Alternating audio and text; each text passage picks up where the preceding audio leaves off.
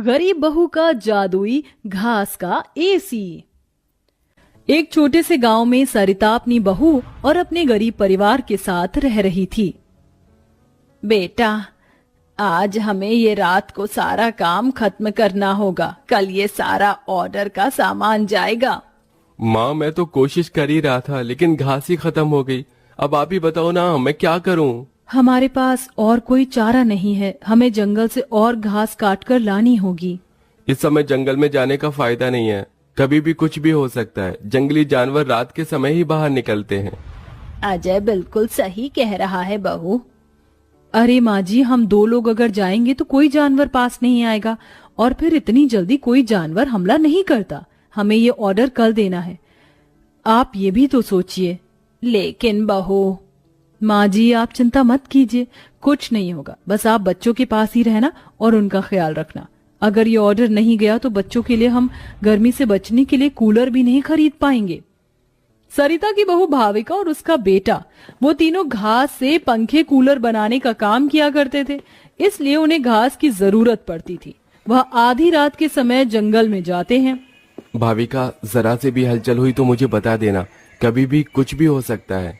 ठीक है जी, मैं आपको बता दूंगी। अजय और भाविका दोनों ही जंगल में घास काट रहे होते हैं, तब उन्हें झाड़ियों से आवाज आने लगती है। क्या तुमने भी वहाँ से कोई आवाज सुनी है? हाँ जी, मैंने भी सुनी है। मैंने तुम्हें कहा था ना, इस समय आना ठीक नहीं है। चलो देखते हैं उधर क्या है। भाविका और अजय झाड़ियों के पास जैसे ही जाते हैं, उन झाड़ियों के पीछे से एक आदमखोर भेड़िया निकलता है। भाविका, भागो यहाँ से, यहाँ पर तो बहुत खतरनाक भेड़िया है। अजय और भाविका दोनों अपनी जान बचाकर भागने लगते हैं। अजय, अब हम लोग क्या करें? कहीं भेड़िए ने हमें खा लिया तो? रुकना मत, बस भागती जाओ। भागते भागते वो दोनों जंगल से किसी तरह बाहर निकल आते हैं और भेड़िया उनका पीछा छोड़ देता है। जान बची तो लाखों पाए, लौट के बुद्धू घर को आए। रास्ते में चलते हुए आधी रात के समय उन्हें गांव के एक कूड़े के ढेर के पास एसी पड़ा हुआ नजर आता है। अरे देखो जी, यहाँ पर एसी पड़ा है। अरे पता नहीं किसका होगा, चलो यहाँ से चलते हैं। मुझे लगता है किसी ने ऐसे ही डाल दिया होगा। मैं तो कहती हूँ इसे लेकर चलते हैं। भाविका अजय को एसी ले जाने के लिए मना लेती है, जिसके बाद वो दोनों उस एसी को घर ले आते हैं। तुम दोनों तो घास लेने गए थे, ये क्या लेकर आ गए हो? ये हमें रास्ते में पड़ा मिला। जब हम कूलर पंखे बना लेते हैं तो एसी भी बना सकते हैं। इस खराब एसी को छोड़ो और ये बताओ, क्या तुम घास लेकर आई हो?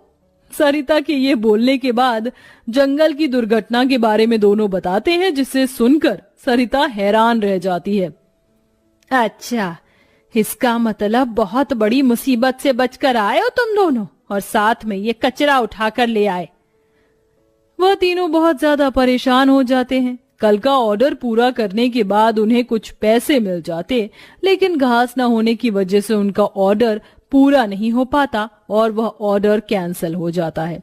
अगले दिन उनके टूटे फूटे घर के अंदर धूप की किरणें आने लगती हैं, जिससे बहुत ज्यादा गर्मी हो जाती है। हे भगवान, कितनी गर्मी लग रही है, घर में पंखा भी नहीं चल रहा है। मुझे भी बहुत गर्मी लग रही है।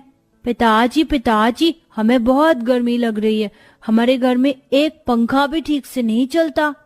बेटा, थोड़ा सा सब्र रखो, कुछ दिनों में मेरे पैसे मुझे मिल जाएंगे तो मैं घर के अंदर एक अच्छा सा पंखा लगवा दूंगा।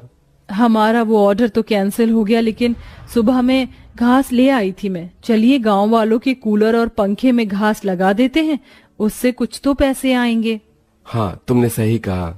भाविका और अजय दोनों मिलकर पुराने कूलरों के अंदर घास लगा रहे होते हैं और यहाँ घर में राजू, दिशा गर्मी से परेशान हो रहे होते हैं। काश कि हमारे घर में भी कोई एसी होता। तभी दिशा की नजर उसके पिता के लाए हुए एसी के ऊपर पड़ती है।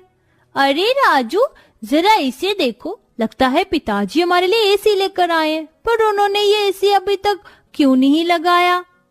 क्योंकि ये एसी खराब है, बस इसीलिए। कल रात तुम्हारे माता पिता को यह कूड़े करकट में मिला था।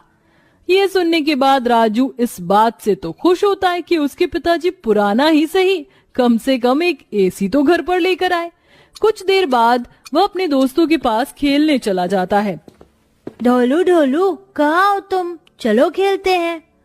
आज मैं नहीं आ सकता, बहुत गर्मी है और इतनी गर्मी में मेरा मन नहीं कर रहा है आने का, क्योंकि मेरे घर के अंदर एसी लगा हुआ है। मैं उसकी ठंडी हवा में ही बैठना चाहता हूँ। क्या कहा? तुम्हारे घर के अंदर भी एसी है? हाँ, और हमारा एसी बहुत अच्छा चलता है, बहुत ठंडा कर देता है घर को। राजू यह सुनकर बहुत खुश होता है। वह वापस अपने घर पर आता है और अपने पिता से कहता है, पिताजी, मेरे लिए एसी ठीक कर दीजिए। बहुत गर्मी होती है घर के अंदर। मेरे सभी दोस्तों के पास एसी है।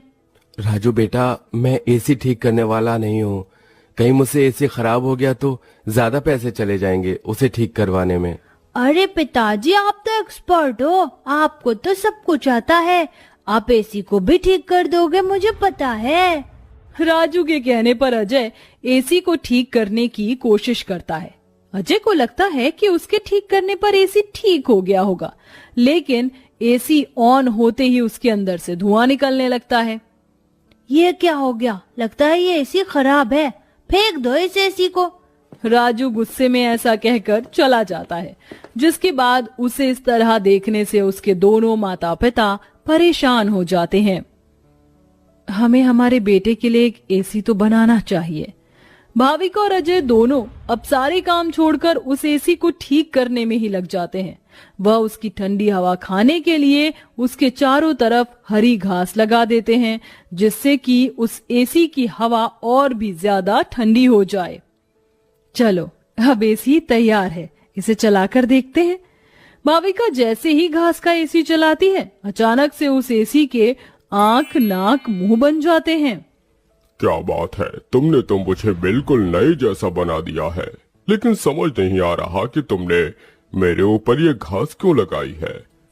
एसी को बात करते हुए देख वो सभी डर जाते हैं। अरे हाँ, सॉरी, मुझे माफ करना, मैं अपने आप को इंट्रोड्यूस करना भूल गया। मैं एक जादुई एसी हूँ, मेरे पास परी लोक की शक्तियाँ हैं। मैं गरीबों की मदद करता हूँ और तुम्हें मेरी बहुत ज्यादा जरूरत थी, लेकिन मैं खराब होने की वजह से अपनी शक्तियाँ इस्तेमाल नहीं कर सकता था।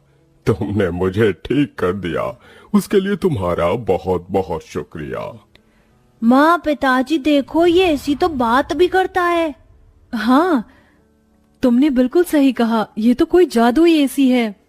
तुमने बिल्कुल सही कहा, मैं हूँ एक जादुई एसी, बल्कि अब मैं हूँ एक घास का जादुई एसी, और मुझे तुमने बनाया है। ये घास का जादुई एसी चलता भी है या फिर बस बातें ही करता है? तभी जादुई एसी के अंदर से ठंडी ठंडी हवाओं के साथ घास के बने हुए एसी निकलने लगते हैं। अरे वाह, इसकी ठंडी हवाओं के साथ इसके अंदर से तो घास के बने एसी भी निकल रहे हैं। यही तो मेरा जादुई कमाल है, मेरी ठंडी हवाओं के साथ तुम्हें घास का एसी भी मिलेंगे। ये तो सोने पर सुहागा हो गया। ऐसा जादुई एसी मैंने कभी नहीं देखा। अब उनके पास इतने सारे घास के एसी हो गए थे, जिन्हें वह देखकर सोच में पड़ जाते हैं। आजकल बाजार में एसी बहुत महंगा मिलता है, हम घास के बने हुए सस्ते एसी बेचकर पैसे कमा सकते हैं। सही कहा माँ आपने, पर क्या लोग घास के बने एसी खरीदना चाहेंगे? सरिता यह सुनकर थोड़ी देर चुप हो जाती है। हमें पहले एसी बेचकर देखना चाहिए। इस तरह भाविका और अजय दोनों मिलकर बाजार में घास के बने एसी बेचने के लिए चले जाते हैं, जहां घास के बने एसी देखकर सभी लोग हैरान रह जाते हैं। एसी तो बहुत देखे, लेकिन ऐसा एसी नहीं देखा। ये तो बहुत अलग है, घास से बने एसी। मैं भी खरीदना चाहूंगी। कितने का है एक? ज्यादा नहीं, मात्र 1000 रुपए का है। आजकल एसी 30-40 हजार तक मिलते हैं और तुम इतने सस्ते में बिल्कुल कौड़ियों के भाव बेच रहे हो। चलो मुझे एक दे दो। कोमोलिका के खरीदने के बाद वहां और भी लोग उन दोनों से एसी खरीदते हैं। इसी के चलते उनकी अच्छी खासी बिक्री हो जाती है और सारे एसी बिक जाते हैं। आज का ये आखिरी एसी बचा है, इसे मैं अपने घर में लगाऊंगा। अजय घास का एक एसी अपने घर में भी लगा देता है और घास के जादुई एसी का इस्तेमाल वो बस तभी करता है जब उसे एसी बेचने के लिए पैसे चाहिए होते हैं। जादुई घास के एसी अपनी ठंडी ठंडी हवाएं दो, जिससे मुझे तुम्हारे जादुई घास के एसी मिले। अजय के इतना बोलते ही जादुई घास के एसी के अंदर से ठंडी ठंडी हवाओं के साथ घास के बने एसी निकल आते हैं। इस तरह धीरे धीरे अजय अपना घास के बने एसी का बहुत बड़ा बिजनेस खोल लेता है और धीरे धीरे उसकी सारी परेशानियां खत्म हो जाती हैं।